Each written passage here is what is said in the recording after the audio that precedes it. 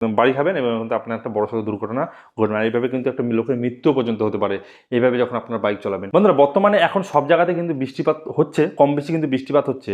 তো যারা আপনারা নতুন নতুন বাইক চালানো শিখেছেন তাদের এই ভিডিওটা খুবই কিন্তু কাজে লাগবে। কারণ আজকে এই ভিডিওতে আপনাদেরকে বলবো, আপনাদের বাইক যারা চালান, মানে আপনারা যারা বাইক চালান, তো বৃষ্টির মধ্যে এমন তিনটা টিপস, মানে আপনাদেরকে এমন তিনটা টিপস দেবো। এই তিনটা জিনিস আপনারা, তিনটা টিপস আপনারা সবসময় মনে রাখবেন। যারা নতুন আছেন, নতুন নতুন বাইক চালানো শিখেছেন, বা আপনাদের বৃষ্টির সময় যেতে হবে। দেখুন, আপনি যখন বাইক নিয়ে বেরোবেন, আপনাদের বৃষ্টি বলে না, সব সময় কিন্তু আপনাদের বেরোতে হয়। কখন বৃষ্টি হবে, কখন গরম হবে, কখন ঠান্ডা পড়বে সেটা ব্যাপার না, কিন্তু আপনাদের কাজের জন্য বেরোতেই হয়। তো মেনে এই সময় যে বৃষ্টি রয়েছে, তো সেই জন্য আমি ভিডিওটা বানালাম। সব জায়গায় বৃষ্টি হচ্ছে, তো আপনারা অবশ্যই এই তিনটা জিনিস মাথায় রাখবেন। আমি যে তিনটে টিপস আপনাদেরকে দেবো, সো আপনাদের অনেকটা কাজে লাগবে। আর এর সাথে লাস্টে আরেকটা অ্যাডভান্স টিপসও আপনাদের দিয়ে দেবো, চারটা টোটাল দিয়ে দেবো। তবে তিনটা টিপস আপনারা সবসময় কিন্তু মনে রাখবেন যখন আপনারা এই বৃষ্টির মধ্যে বাইক চালাবেন। আর বৃষ্টির মধ্যে বাইক চালানোর আমি টিপস দেবো, কিন্তু বাইক চালাবেন কীভাবে সেই ভিডিও কিন্তু আমি করেছি। অবশ্যই চ্যানেলে গিয়ে আপনারা দেখে নিতে পারেন, আর না হলে আমি কিন্তু নিচে ডেসক্রিপশনে দিয়ে দেবো, আপনারা সেই ভিডিওটা দেখে নেবেন। তো চলুন মেন ভিডিওর দিকে চলে যায়, এবার আমরা জেনে নেই। বন্ধুরা, আপনাদেরকে 1 নম্বর যে টিপসটা দিতে চাই সেটা হলো কি, আপনারা যখন বাইক নিয়ে বেরোবেন বৃষ্টির সময়, তখন আপনারা সবসময় একটা নির্দিষ্ট গতিতে বাইক নিয়ে যাবেন। কারণটা দেখুন, কারণটা আপনারা দেখা গেল কোনো সময় খুব স্পিডে যাচ্ছেন, মানে একটু স্পিডে যাচ্ছেন, কোনো সময় একটু হালকা স্পিডে যাচ্ছেন। এটাতে কি হয়, এবার বৃষ্টির সময় আমাদের কী হয়, ব্রেকিং সিস্টেমটা কিন্তু ঠিকমতো কাজ করে না, মানে ব্রেকটা কিন্তু ঠিকমতো প্রেস হয়, মানে ব্রেকটা কিন্তু আটকে না। ব্রেক আটকে গেলেও আপনাদের যে চাকা রয়েছে, চাকার জন্য রাস্তা কিন্তু পিছলা থাকে, তো সেই কারণে কিন্তু আমরা একটু পরে গিয়ে কিন্তু অনেক সময় আমাদের যে বাইকটা রয়েছে সেটা কিন্তু দাঁড়ায়। ঠিক আছে, গাড়ির ক্ষেত্রেও কিন্তু সেটাই হয়। তো সেই জন্য আপনাদের বলবো যে আপনারা সবসময় একটা নির্দিষ্ট একটা গতি অনুযায়ী আপনারা চলাবেন। এই না যে আপনারা এক চান্সে খুব স্পিডে গেলেন, আবার আপনার স্লো গেলেন, আবার স্পিডে গেলেন, এরকম না। একটা নর্মাল আপনারা নির্দিষ্ট গতিতে আপনারা যাবেন, যেটাতে আপনার কন্ট্রোল হবে এবং গাড়ির থেকে অনেকটা ফাঁকা রেখে আপনারা চলবেন, সেই সব কিছু বলছি। তো এইটা হলো মেন ব্যাপার, যে আপনাদেরকে সবসময় নির্দিষ্ট একটা গতিতে চলাতে হবে, আপনাদের বাইক চালান বা আপনারা স্কুটি চালান। 2 নম্বর যে টিপসটা আপনাদেরকে দিতে চাই সেটা হলো কি, আপনাদের বাইকের হেডলাইট রয়েছেই। তো এখনকার বাইক কেনার সাথে সাথে যে হেডলাইট জ্বলানো থাকে, তবু অনেক বাইকে কিন্তু হেডলাইট নেই জ্বলানো, সবসময় জ্বলে থাকে না। তো আপনারা কী করবেন, সবসময় যখন আপনার বাইক নিয়ে যাবেন, মানে বৃষ্টির মধ্যে, আপনাদের হেডলাইটটা কিন্তু অন করে রেখে দেবেন, মানে আপনাদের হেডলাইটটা যেন জ্বলে থাকে। অনেক সময় যখন খুব বেশি বৃষ্টি হয় না, সামনে থেকে গাড়ি কিন্তু, মানে আপনার অন্য যদি কোনো বাইক আছে, চোখের মুখে জল পড়ে সবারই, তো আপনার কিন্তু দেখা যায় না। তো সেই জন্য আপনার হেডলাইটটা জ্বলা থাকলে দূরের থেকে কিন্তু বোঝা যাচ্ছে। তো সেই জন্য আপনার হেডলাইট জ্বলায় রাখবেন, বা আপনাদের যে ইন্ডিকেটার রয়েছে বাইকের, ইন্ডিকেটারটা জ্বলিয়ে রাখতে পারেন এক ধারের। ঠিক আছে, তো তাছাড়া আপনাদের যারা এমার্জেন্সি ইন্ডিকেটার বানিয়ে রেখেছেন, মানে 4টা ইন্ডিকেটার একসঙ্গে জ্বলে, সেরকম যদি বানিয়ে রেখে থাকেন, তো আপনারা সেগুলো জ্বলিয়ে যেতে পারেন। এর সাথে আপনার যে হেডলাইট আছে এটা অবশ্যই আপনারা জ্বলাবেন। আর ভিডিওটা এতক্ষণে যারা দেখেছেন, অবশ্যই যারা সাবস্ক্রাইব করেনি সাবস্ক্রাইব করে দিন বন্ধুরা, অনেক নতুন নতুন ভিডিও আসছে।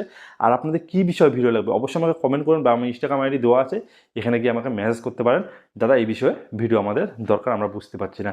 চলুন এবার আমরা লাস্ট এবং 3 নম্বর টিপসটা জেনে নিই। 3 নম্বর যে ব্যাপারটা আছে সেটা হলো কি, আপনাদেরকে যে আপনারা যখন হাই রোডের মধ্যে যাবেন, মানে মেন রাস্তায় যখন যাবেন, তখন আপনারা অবশ্যই যে বড় গাড়িগুলো রয়েছে, বড় গাড়ির থেকে আপনারা যে নর্মাল, তো আপনাদের দূরত্ব রেখে যেতেই হয়। আমি আগের অনেক ভিডিওতে সতর্ক যে ভিডিওগুলো রয়েছে সেগুলোর মধ্যে বলেছি।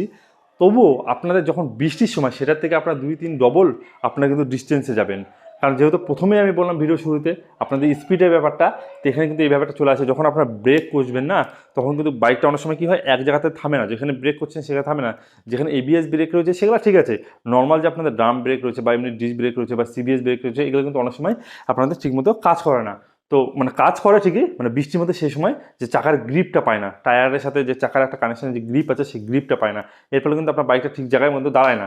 তো আপনাদের কিন্তু একটু আগে গিয়ে দাঁড়ালো, বা আপনাদের দেখা গেলো সামনে যে লরি বা বাস বা অন্য কোনো গাড়ি যানবাহন রয়েছে, সেটা সামনে হট করে থেমে গেলো, কোনো সামনে কোনো কিছু দেখে, বা কোনো বৃষ্টির সময় অনেক হয় না যে গাছপালা পড়ে যায়, বা আপনাদের রাস্তা খারাপের জন্য ওই গাড়িটা দাঁড়িয়ে গেল, এবার আপনাদের ওই গাড়িটা ফট করে দাঁড়িয়ে গেলো, এবার আপনারাও যাচ্ছেন, এবার হট করে যদি আপনারা পুরো কাছাকাছি থাকেন, তখন কী হবে, ব্রেক না মারলে, মানে ব্রেকটা যদি আপনার সাথে সাথে মারেন, যদি না দাঁড়ায়, তাহলে কী হবে, আপনাদের কিন্তু পুরো কিন্তু একদম বাড়ি খাবেন এবং কিন্তু আপনার একটা বড়সড় দুর্ঘটনা ঘটবে। আর এইভাবে কিন্তু একটা লোকের মৃত্যু পর্যন্ত হতে পারে এইভাবে যখন আপনার বাইক চালাবেন।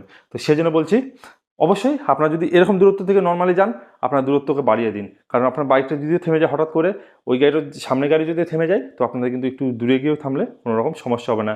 তো সেই জন্য বন্ধুরা, বৃষ্টির সময় কিন্তু অ্যাক্সিডেন্টটা বেশি হয়, আপনাদের যদি এই জিনিসগুলো মাথায় না রাখেন।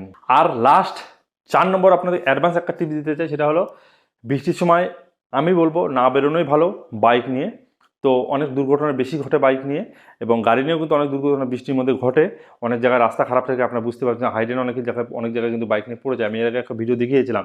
তবুও আমি একটা কথা বলবো, যদি আপনাদের বেরোতেই হয়, তো অবশ্যই আপনারা একটা কাজ করবেন, আপনার যদি এখান থেকে দেখা গেল 20 কিলোমিটার দূরে যেতে হবে, আপনাদের একটা কাজ রয়েছে, বা 30 কিলোমিটার দূরে যেতে হবে, বা 40 কিলোমিটার দূরে যেতে হবে, আপনাদের কাজ রয়েছে, তো আপনারা যেটা করবেন সেটা হলো আপনাদের যে টাইমে কাজ রয়েছে তার থেকে আপনার আধা ঘন্টা 1 ঘন্টা আগে বেরোন বাড়ি থেকে। এই না যে আপনাদের মানে হাতে টাইম নেই সেরকম, যে নর্মাল ডেগুলোতে মানে নর্মাল দিনগুলোতে আপনারা যেভাবে বেরোন সেভাবে আপনারা বেরোবেন না, আপনারা একটা টাইম নিয়ে বেরোন। এটাতে কী হবে, আপনারা কিন্তু যখন টাইমের আগে আপনারা পৌঁছাবেন, মানে আপনাদের মাথার মধ্যে কোনো চিন্তা থাকবে না, আপনারা রিল্যাক্সে বাইকটা চালাতে পারবেন, এবং আপনারা কিন্তু খুব জোরে আপনাদের যেতে হবে না, আস্তে আস্তে আপনারা যাবেন, আপনাদের অ্যাক্সিডেন্টের সমস্যা কিন্তু অনেকটা কমে যাবে। ঠিক আছে, তো এটাই ছিল এই 4টা টিপস। আশা করি আপনাদের কাজে লাগবে। কাজে লাগলে অবশ্যই একটা লাইক করবেন, যারা নতুন বন্ধু আছেন সাবস্ক্রাইব করে পাশে বেল আইকনে প্রেস করে দিতে ভুলবেন না এরকম টাইপের আরও ভিডিও পাওয়ার জন্য। তো আজকে আমরা ফিরছি কোনো নতুন ভিডিও নিয়ে। Thank you, take care and bye by.